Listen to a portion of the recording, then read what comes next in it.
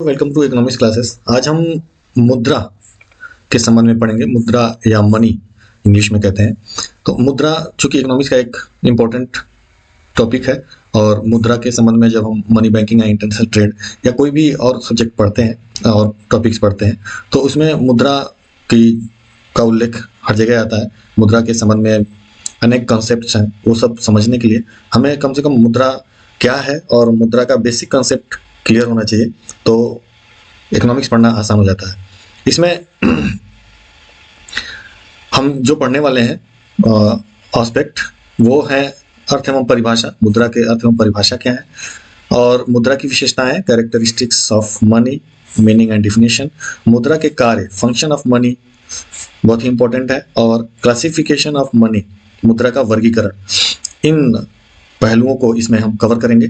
तो चलिए शुरू करते हैं। मुद्रा, मनी क्या है? मनी का यदि हम पहले के समय में जाएं तो हम ये कह सकते हैं कि मुद्रा, पहिया और ओट, ये जो इंसानों ने, ह्यूमन ने, मनुष्य ने जो ये इम्पोर्टेंट खोज किए जिससे मनुष्य का प्रारंभिक विकास संभव हो पाया, तो उसमें मुद्रा एक बहुत ही इम्पोर्टेंट चीज है, वस्तु है। इसको थोड़ा समझते हैं कि मुद्रा की जरूरत क्यों पड़ी। तो मान लीजिए कि जब शुरू हो रहा था मानव सभ्यता, तो धीरे धीरे लोगों की आवश्यकताएं बढ़ रही थी और लोग विकास कर रहे थे।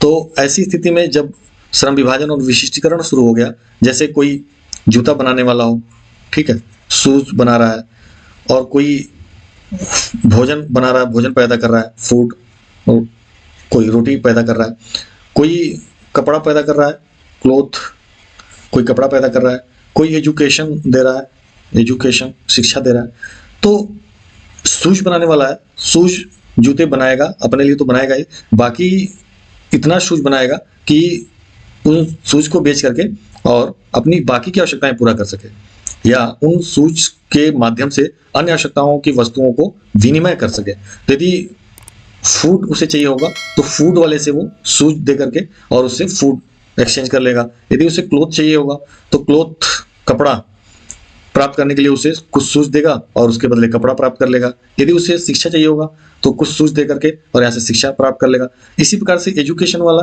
को शूज चाहिए होगा तो एजुकेशन देके इनसे शूज प्राप्त कर लेगा। फूड वाले को एजुकेशन देकर उससे फूड ले लेगा, और क्लोथ वाले को एजुकेशन देकर उससे क्लोथ ले लेगा। और यही काम क्लोथ वाला भी करेगा और यही काम फूड वाला भी करेगा। तो इस तरह से वस्तु विनिमय करते थे। विशिष्टीकरण होने के बाद, श्रम विभाजन और विशिष्टीकरण होने के बाद, ये लोगों ने अपने एक किसी खास काम में ही पूरा विशिष्टीकरण प्राप्त किया और उस कार्य को, उस उत्पादन को, उस वस्तु के उत्पादन को इतना ज्यादा करते थे कि अपनी आवश्यकता को पूरा कर ही लें, बाकी अन्य आवश्यकता को पूरा करने के लिए वस्तुओं से एक्सचेंज कर लें। तो एक्सचेंज में तमाम दिक्कतें आई। हम जानते हैं कि वस्तु विनिमय में तमाम समस्याएं आई, और जैसे यदि एजुकेशन वाले को शूज वाला यदि जूता देकर के एजुकेशन लेना चाह रहा है तो एजुकेशन वाले को अब हो सकता है जूते की जरूरत ना हो, या कितने शूज के बदले कितना एजुकेशन दिया जाए। यही कार्य फूड वाले के साथ हो सकता है कि फूड वाला कितना भोजन के बराबर कितना जूते चाहिए उसको, और उस जूते की आवश्यकता है भी कि नहीं है।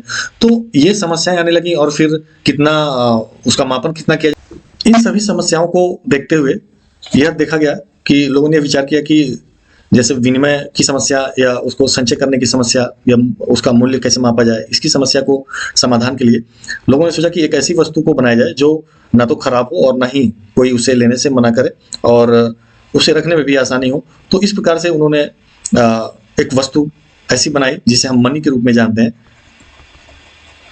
और अब मनी कोई भी लेने से मना नहीं करता है, और मनी सबको चाहिए। किसी से पूछा जाए तुम्हें मुद्रा चाहिए तो मुझे नहीं लगता है कि कोई मना करेगा।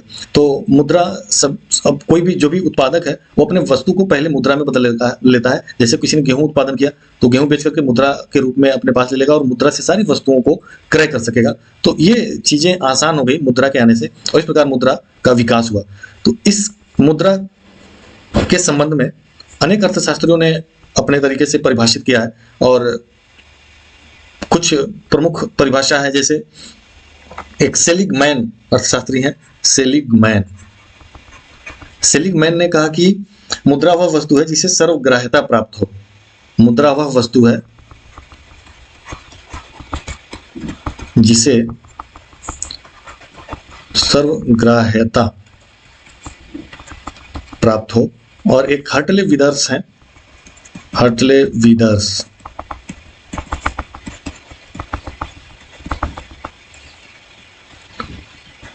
हर्टले विदर्स, इन्होंने कहा कि मुद्रा वह है जो मुद्रा का कार्य करे, मुद्रा वह है जो मुद्रा का कार्य करे। और भी कुछ अर्थशास्त्रियों ने परिभाषाएं दिया और उसको हम देख सकते हैं।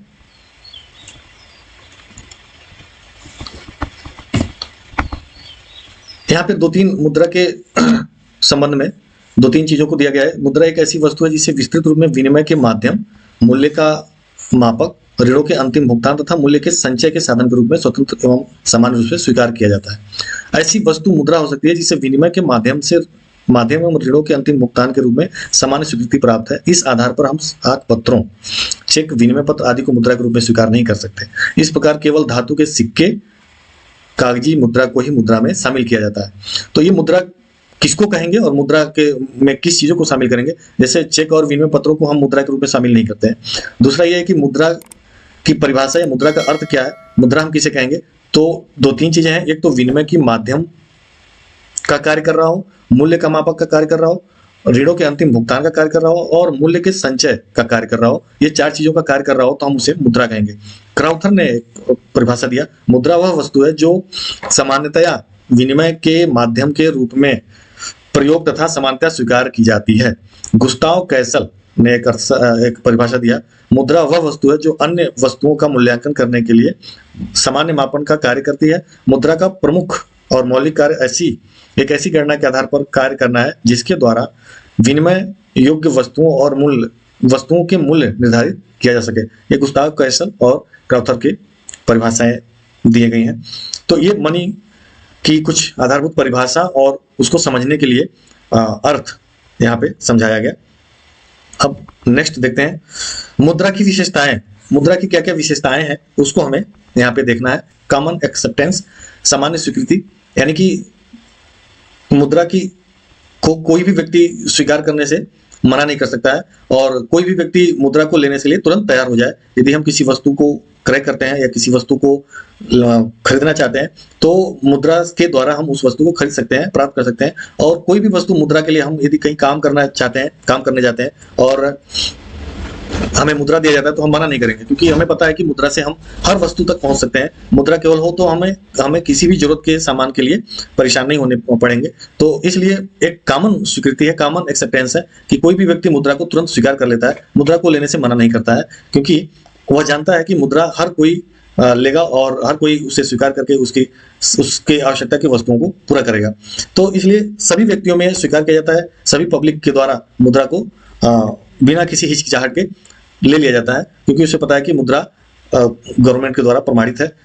और दूसरा जो विशेषता है राज्य द्वारा निर्माण, वो इशूड बाय अथॉरिटी, राज्य या विधिवत चुनी गई सरकार के द्वारा, अथॉरिटी के द्वारा वह इशू किया जाता है। जैसे 500 का नोट हो, 2000 का नोट हो, 50 रुपए का नोट हो, ये सारे हम देखते हैं कि उस पर लिखा रहता है, गवर्नमेंट का साइन होता है गवर्नर का, और उस पर लिखा रहता है कि हम धारक को इतने रुपए देने का वचन देते हैं। तो सरकार का एक गारंटी होता है, तो गवर्नमेंट उसको बनाती है। ऐसा नहीं कि कोई बड़ा बिजनेसमैन अंबानी और कोई अडानी बनाए मुद्रा और आप नहीं लेंगे। कोई व्यक्ति मुद्रा बना करके और आपको दे कि ये लीजिए और ये 300 रुपए का नोट, तो आप नहीं लेंगे। तो यदि वही राज्य सरकार बना करके और जारी करे तो कोई भी व्यक्ति तुरंत उसको ले लेगा।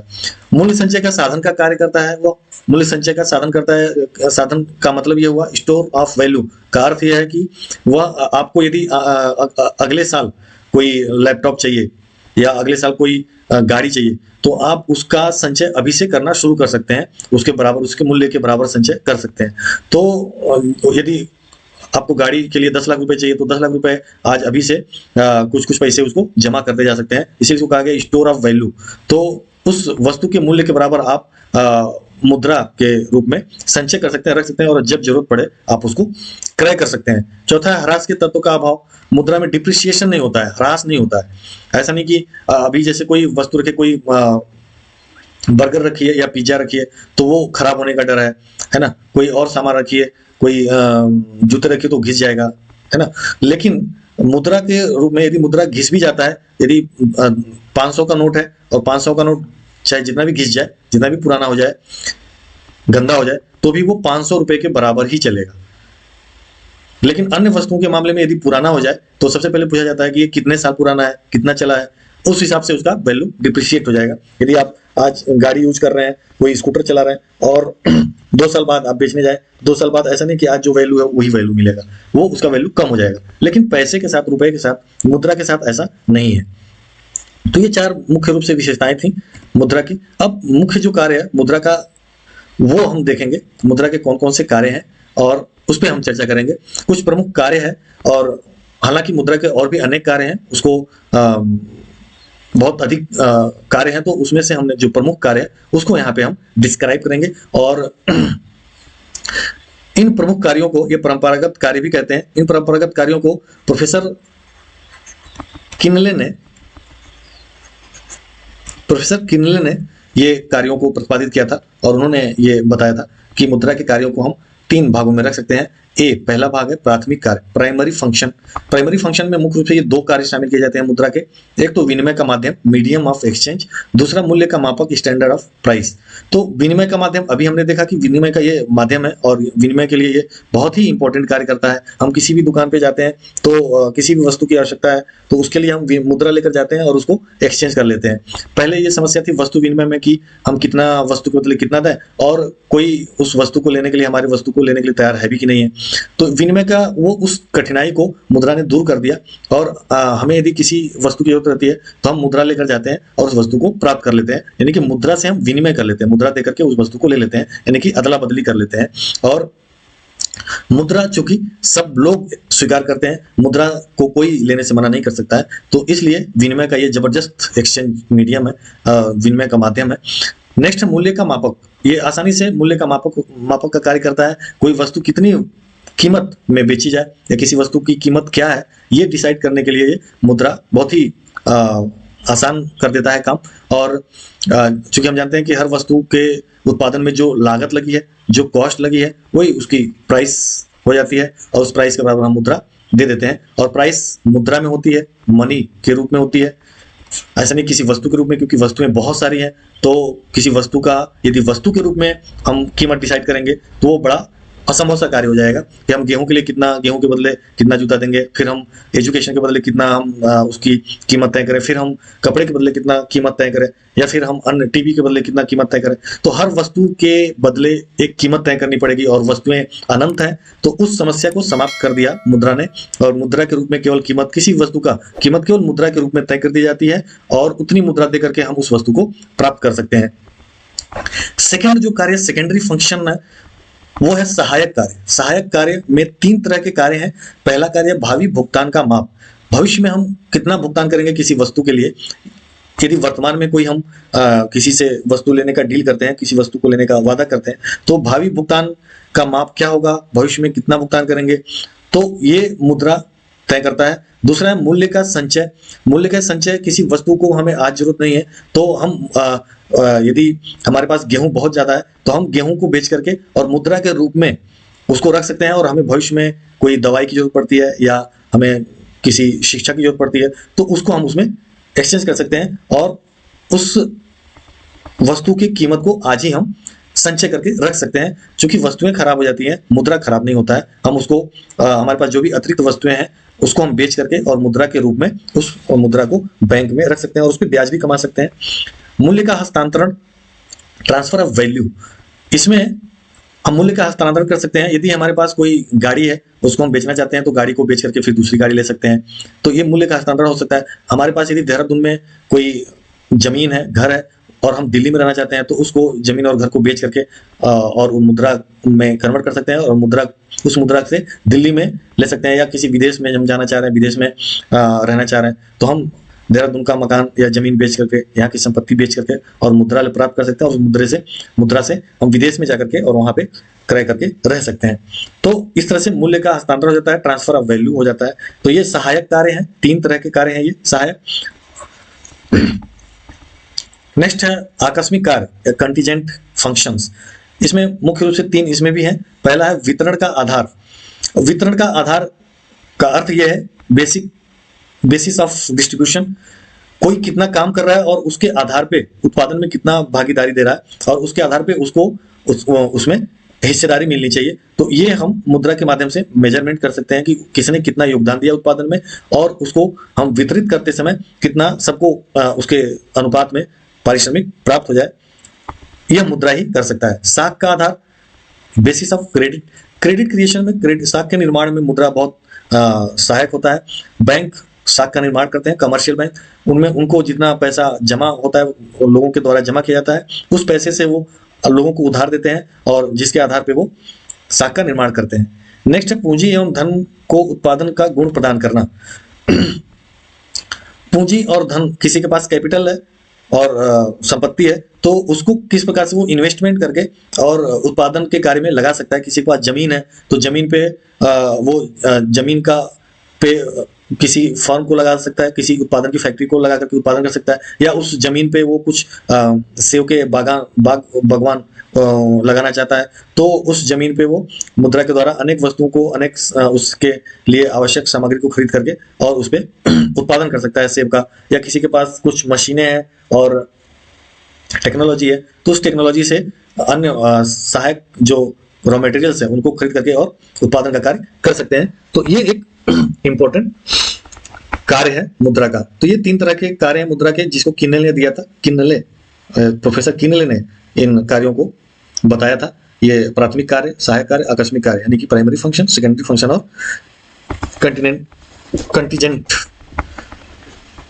फंक्शन। मुद्रा का वर्गीकरण, ये बहुत ही इंपॉर्टेंट एक मुद्रा का एस्पेक्ट है और ये अनेक एग्जाम्स में पूछता है कि मुद्रा का वर्गीकरण बताइए, या टाइप्स ऑफ मनी क्या है, क्लासिफिकेशन ऑफ मनी क्या है। तो इसको हम एक एक करके यहाँ पे समझेंगे। इसको अनेक वर्गों में विभाजित किया गया है। पहला है प्रकृति के आधार पे मुद्रा कितने प्रकार के होते हैं। तो प्रकृति के आधार पे मुद्रा, पहला है वास्तविक मुद्रा। किसी देश में सरकार द्वारा प्रचलित मुद्रा ही वास्तविक मुद्रा होती है। जो हमारे जेब में है और जो हमने बैंकों में जमा किए हैं वो वास्तविक मुद्रा है, अर्थात जिन मुद्रा से हम वास्तव रूप में डेली क्रय विक्रय करते हैं, लेन देन करते हैं, तो वो वास्तविक मुद्रा कहलाता है। अर्थात वास्तविक मुद्रा होती है जो किसी देश में वास्तव में प्रचलित होती है। नोट, सिक्के वास्तविक मुद्रा है किसी देश में जो प्रचलन में है। वास्तविक मुद्रा का चलन में कोई अंतर नहीं है। भारतवर्ष में 5 पैसे से लेकर 2000 रुपए तक के नोट सब वास्तविक मुद्रा के अंतर्गत आते हैं। कीन्स ने वास्तविक मुद्रा को 2 भागों में बांटा है। कीन्स ने 2 भागों में बांटा वास्तविक मुद्रा को। पहला है पदार्थ मुद्रा और दूसरा है प्रतिनिधि मुद्रा। पदार्थ मुद्रा सदैव किसी न किसी धातु की बनी होती है और उसका अंकित मूल्य उस धातु की मुद्रा की कीमत के बराबर होता है, इसलिए इसका संचय कर लिया जाता है। प्रतिनिधि मुद्रा चलन में होती है किंतु आवश्यक रूप से मुद्रा नहीं होती है। प्रतिनिधि मुद्रा प्रचलन करते समय उसके पीछे 100% स्वर्ण कोष रखा जाता है जिसका वह प्रतिनिधित्व करती है, इसलिए प्रतिनिधि मुद्रा में क्रय शक्ति का संचय नहीं किया जाता है। इसको सांकेतिक मुद्रा भी कह सकते हैं। पदार्थ मुद्रा में क्या होता है कि आंतरिक मूल्य बाह्य मूल्य के बराबर होता है, यानी कि ये जो धातु से बनाए जाते हैं, जिस धातु से, यदि मान लेते हैं कि 10 रुपए का सिक्का बनाया जा रहा है तो उसमें यदि चांदी के सिक्के बनाए जा रहा है तो उस सिक्के में 10 रुपए के चांदी के बराबर धातु भी रहेंगे, ताकि यदि उसको किसी भी रूप में उसको तोड़ मरोड़ के उसको गला करके भी बेचेंगे आप तो उसको 10 रुपए आपको मिल जाएंगे। या यदि 100 रुपए के धातु के सिक्के बनाए जा रहे हैं तो 100 रुपए के मिल जाएंगे। तो इसको कहते हैं कि जिसका आंतरिक मूल्य और बाह्य मूल्य दोनों बराबर हो, यानी कि 100 रुपए का तो कार्य उस पर जो अंकित है, अंकित मूल्य 100 रुपया है और वो धातु भी 100 रुपए का उसमें डाला गया, उसको जब बेचेंगे तो 100 रुपए ही प्राप्त होगा। तो चूंकि धातु की कीमत बढ़ते जाते हैं, उसकी पूर्ति कम है, मांग ज्यादा है, उसकी कीमत बढ़ती जाती है। जब कीमत बढ़ती जाती है तो अंकित मूल्य तो उसका 100 रुपया है, लेकिन कीमत बढ़ने से उसका आंतरिक मूल्य बढ़ गया है, यानी उस धातु का मूल्य बढ़ गया है, तो लोग उसका संचय करने लगते हैं। तो इसलिए पदार्थ मुद्रा फेल हो गया। प्रतिनिधि मुद्रा में यह होता है कि कागज का नोट बना दिया गया और उस पर लिख दिया गया 500 का नोट है और उसका आंतरिक मूल्य 0 है। यदि वो कहीं फट गया या जल गया, पिघल गया, तो वो उसका कोई मूल्य आपको नहीं मिलेगा।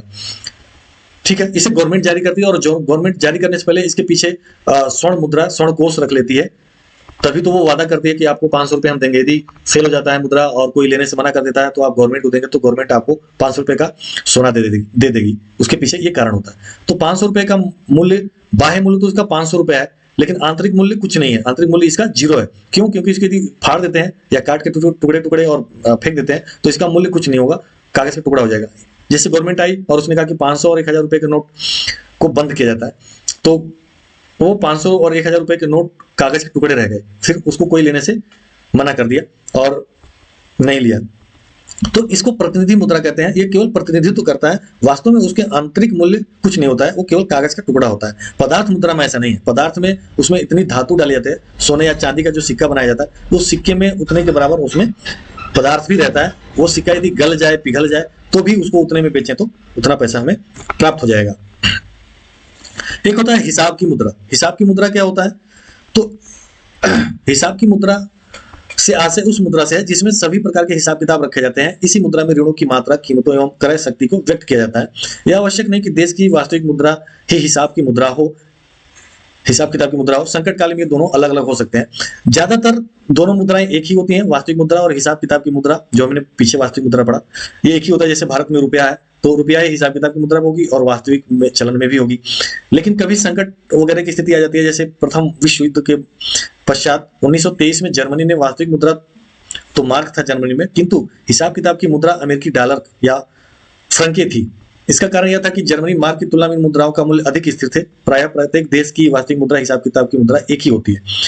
तो कभी कभी संकटकालीन की स्थिति में हिसाब किताब की मुद्रा अलग हो जाती है और वास्तविक मुद्रा अलग होती है।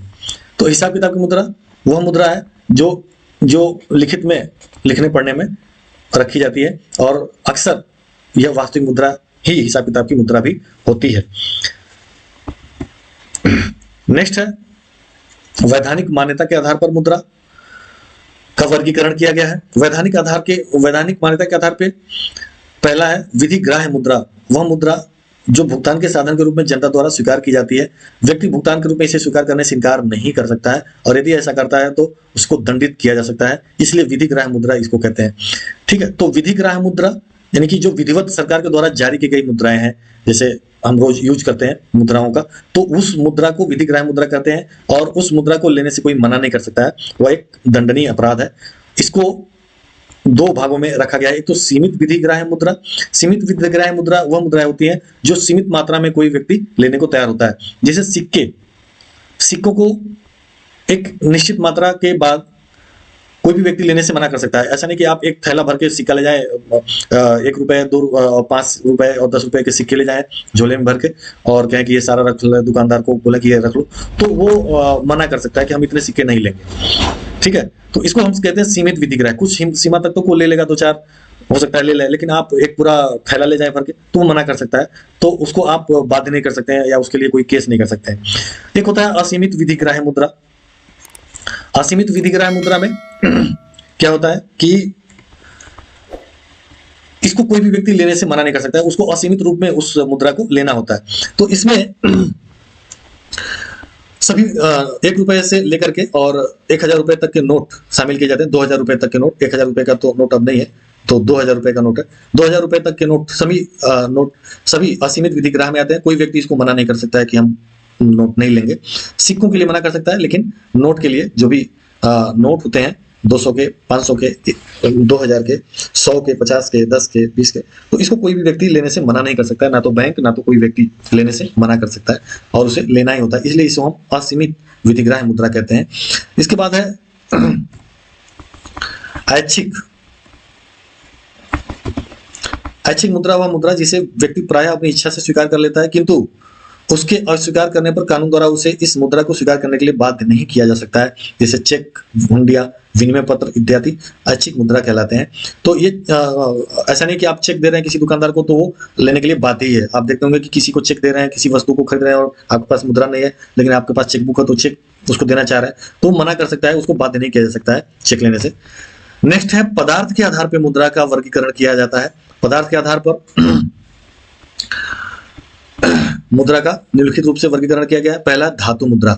धातु मुद्रा की बनी होती है ऐसी मुद्राएं जो धातु से बनी हुई हो, जैसे सिक्का वगैरह जो धातु से बनाई जाती हैं। प्राचीन समय में धातु मुद्रा विशेष रूप से चलन में थी। प्रारंभ में धातु मुद्रा के टुकड़ों पर राजा, महाराजा या नवाबों का ठप्पा, उनका पुराने सिक्कों को देखेंगे तो उस पे लोग, उस समय के जो राजा थे, उनका चित्र, फोटो भी उस पर लगाया जाता था। किंतु वर्तमान में एक निश्चित आकार, प्रकार एवं तौल वाली मुद्रा, जिस पर राज्य के वैधानिक चिन्ह अंकित होता है, जो आजकल मुद्रा चल रही है, जो 5 रुपए का सिक्का या 10 रुपए का सिक्का चल रहा है, उस पर राज्य का एक एक निश्चित भारत में चला गया तो उस पे एक अशोक स्तंभ रहता है और उस पे चारों तरफ शेर का मुंह निकला होता है। तो इस तरह के चिन्ह अंकित किए जाते हैं। ये दो प्रकार के होते हैं। धातु मुद्रा दो प्रकार की होती है। एक तो प्रमाणिक सिक्का होता है जो पूर्णकाय सर्वांग मुद्रा भी कहते हैं। ये सिक्के चांदी या सोने के बनाए जाते हैं जो कानून द्वारा निश्चित वजन या शुद्ध के होते हैं। तो ये जो सिक्के बनाए जाते हैं, जो प्रमाणिक सिक्का होता है, ये निश्चित रूप से धातु के बनाए जाते थे पहले, अब नहीं बनाए जाते हैं। सोने या चांदी के बनाए जाते थे और इसमें उसी मात्रा में, जैसा कि मैंने अभी पीछे बताया कि उसी मात्रा में उसके अंदर धातु डाले जाते थे। चांदी के सिक्के बनाए जा रहे हैं तो चांदी के 5 रुपए का सिक्का है तो 5 रुपए का उसमें धातु भी डाला जाएगा चांदी का। 10 रुपए का सिक्का है तो 10 रुपए का उसमें, यदि सोने का सिक्का है तो सोने की मात्रा भी डाली जाती है।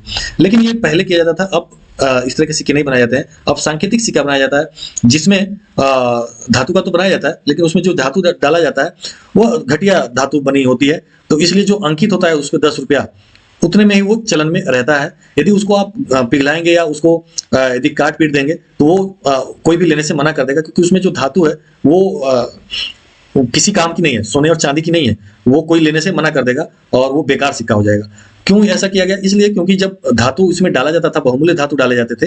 अब 10 रुपए का उसमें सोना डाला गया, लेकिन सोने की कीमत तो बढ़ रहा है, तो वो उसमें जो 10 रुपए का सोना डाला गया था वो 5-6 महीने बाद या 1 साल बाद वो उसमें उस सोने की मात्रा जो डाली गई थी उसकी कीमत बढ़ गई है। तो लोग उसको रखने लगे, उसको मार्केट में ले जाने ही नहीं थे, ले जाते ही नहीं थे, उसको अपने पास रख लेते थे और जब कीमत बढ़ती जाती थी तो उसको गला करके और मार्केट में बेचते थे। तो इसलिए वो सिक्के गायब होने लगे मार्केट से। तब गवर्नमेंट ने कहा कि ये तो गड़बड़ हो रहा है और सोने चांदी के सिक्के गायब होते जा रहे हैं मार्केट से। तो तब गवर्नमेंट ने बताया कि सांकेतिक सिक्का चलाया जाए जिसमें ऐसी धातु डाला जाए जिसका कोई पूछ ना हो, जिसकी कोई लेने वाला ना हो मार्केट में, यदि उसको खराब किया जाए।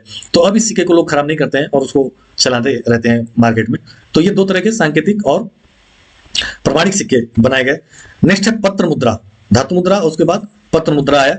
पत्र मुद्रा कागज नोटों के रूप में निर्गमित मुद्रा को पत्र मुद्रा कहते हैं, जो कागज के रूप में हमारे हाथों में है। 100 के, 50 के, 500 के और 1000 के नोट जो रखे हुए हैं वो पत्र मुद्रा होते हैं। पत्र मुद्रा पर किसी सरकारी अधिकारी या केंद्रीय बैंक के गवर्नर का हस्ताक्षर होता है। जैसे हम जानते हैं कि 1 रुपए के नोट पर वित्त मंत्रालय के वित्त सचिव के हस्ताक्षर होते हैं, क्योंकि वो उनके द्वारा जारी किए जाते हैं। बाकी 2 रुपए से लेकर के और जो 2000 रुपए के नोट तक जो जारी किया जाता है वो आरबीआई के द्वारा जारी किया जाता है और उस पर आरबीआई के गवर्नर के हस्ताक्षर होते हैं। तो उसे हम पत्र मुद्रा कहते हैं, यानी कि कागज के रूप में जो मुद्रा हमारे पास है, और वही आजकल सबसे ज्यादा चलन में है, क्योंकि उस मुद्रा को कोई खराब भी नहीं करता है, उसको सब कोई संभाल के रखते हैं, क्योंकि उसकी आंतरिक मूल्य 0 होता है। केवल उस पर अंकित मूल्य का वैल्यू है। यदि उस पर 500 रुपए लिखा है तो 500 रुपए के बराबर उसको बाजार में उसके बदले सामान मिलेगा, और यदि उसको फाड़ दिया जाए तो उसका वैल्यू 0 हो जाएगा, क्योंकि उसके आंतरिक मूल्य उसका 0 है। आंतरिक मूल्य क्या है? 0 है। बाह्य मूल्य ही उसके अंकित मूल्य के बराबर है। बाह्य मूल्य अंकित मूल्य क्या होता है? यानी कि जो उस पर अंकित है वो अंकित मूल्य उसके बाह्य मूल्य कहलाएगा, क्योंकि वो उतने का कार्य करेगा। यदि 500 रुपए उस नोट पे लिखा है तो 500 रुपए का कार्य करेगा, उस पर 50 रुपए लिखा है तो 50 रुपए का कार्य करेगा। ठीक है, तो अंकित मूल्य बाह्य मूल्य। आंतरिक मूल्य इसका 0 होता है, क्योंकि यदि उसको हम दूसरे रूप में यदि उसको हम जलाएं या काटें फाड़ें तो वो बेकार हो जाएगा। ये 2 प्रकार के होते हैं पत्र मुद्रा। एक तो होता है प्रतिनिधि पत्र मुद्रा, एक तो होता है प्रतिनिधि पत्र मुद्रा, रिप्रेजेंटेटिव पेपर मनी। जब निर्गत पत्र मुद्रा के पीछे ठीक इसके मूल्य के बराबर सोना चांदी आर्थिक निधि के रूप में रखे जाते हैं तब इस मुद्रा को प्रतिनिधि पत्र मुद्रा कहते हैं। तो ऐसा मुद्रा जब गवर्नमेंट जारी करती है जिसके पीछे वो 100% सोना चांदी उसके मूल्य के बराबर, यदि वो 1000, 500 और 2000 के नोट जारी कर रही है और लगभग 10 लाख रुपए के बराबर नोट जारी कर रही है, तो इसका मतलब वो 10 लाख रुपए के बराबर सोना पहले अपने पास आरबीआई रख लेगी, तब उतने के बराबर वो नोट जारी किया जाएगा। ये नियम था पहले, अब नहीं है। अब जो पत्र मुद्रा जारी किया जाता है एक न्यूनतम आनुपातिक आर्थिक मुद्रा सोना चांदी रख लिया जाता है, यानी कि 200 करोड़ रुपए का सोना चांदी और उसमें विदेशी विनिमय रखा जाता है, यानी कि जिसमें 85% सोना चांदी के रूप में रख लिया जाता है, और फिर चाहे जितना गवर्नमेंट मुद्रा छाप ले। इसलिए इसको न्यूनतम आनुपातिक आर्थिक निधि के आधार पर मुद्राएं छापती है सरकार, कहते हैं। एक होता है प्रदिष्ट पत्र मुद्रा, फिएट पेपर मनी। यह पेपर मनी वह होता है जब सरकार आपातकालीन स्थिति में जारी करती है। वह मुद्रा जब सरकार किसी क्राइसिस में जारी करती है, जैसे युद्ध हो जाए या कोई आंतरिक गृह युद्ध छिड़ जाए, तो ऐसी स्थिति में फिएट मनी छापती है गवर्नमेंट। इसके पीछे वो कोई कोष नहीं रखती है और इसलिए इस तरह के मनी को हम सही नहीं मानते हैं, इसलिए गवर्नमेंट भी इसको प्राथमिकता नहीं देती है और इसके पीछे कोई पत्र मुद्रा धातु परिवर्तित करने की गारंटी भी नहीं देती है सरकार। और केवल ये काम चलाने के लिए, उस संकट काल में काम चलाने के लिए गवर्नमेंट जारी करती है, क्योंकि उस समय मुद्रा लोग लगते हैं रखने और बचा करके, या मुद्रा गायब होने लगती है मार्केट से, तो गवर्नमेंट केवल काम चलाने के लिए जारी करती है और ये केवल उस समय काल के लिए जारी किया जाता है। इसको फिएट मनी कहते हैं। तो ये दो तरह के पत्र मुद्रा हमने देखा, एक तो प्रतिनिधि पत्र मुद्रा और एक फिएट मनी। प्रतिनिधि पत्र मुद्रा के पीछे हम कोष रखते हैं, सोने चांदी उस मूल्य के बराबर पहले गवर्नमेंट रख लेती है, तब जारी करती है। प्रतिष्ठित पत्र मुद्रा के संबंध में ऐसा वो नहीं करती है।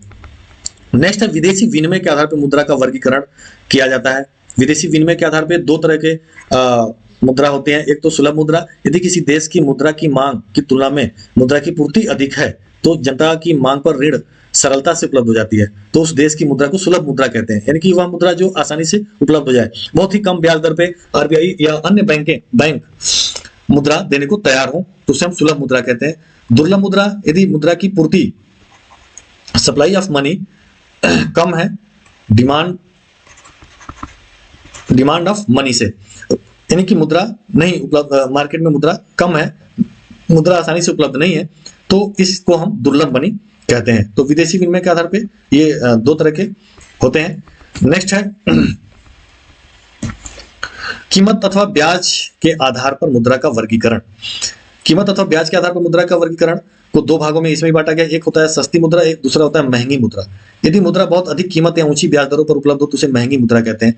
वह मुद्रा जो ऊंची ब्याज दरों पर उपलब्ध हो, यानी कि बैंक उस पर बहुत ज्यादा ब्याज दर वसूलते हो, तो ऐसे मुद्रा को हम महंगी मुद्रा कहते हैं। और इसके विपरीत सस्ती मुद्रा जो बहुत ही कम रेट ऑफ इंटरेस्ट पर उपलब्ध हो, उसे हम सस्ती मुद्रा कहते हैं। नीची ब्याज दरों पर उपलब्ध हो तो उसे हम सस्ती मुद्रा, नीची ब्याज दर का मतलब कम कीमत पर मुद्रा उपलब्ध हो, और ऊंची ब्याज दर पे मतलब अधिक कीमत पर मुद्रा उपलब्ध हो। ब्याज दर क्या होता है? ब्याज दर ही कीमत होता है, प्राइस ऑफ मनी होता है।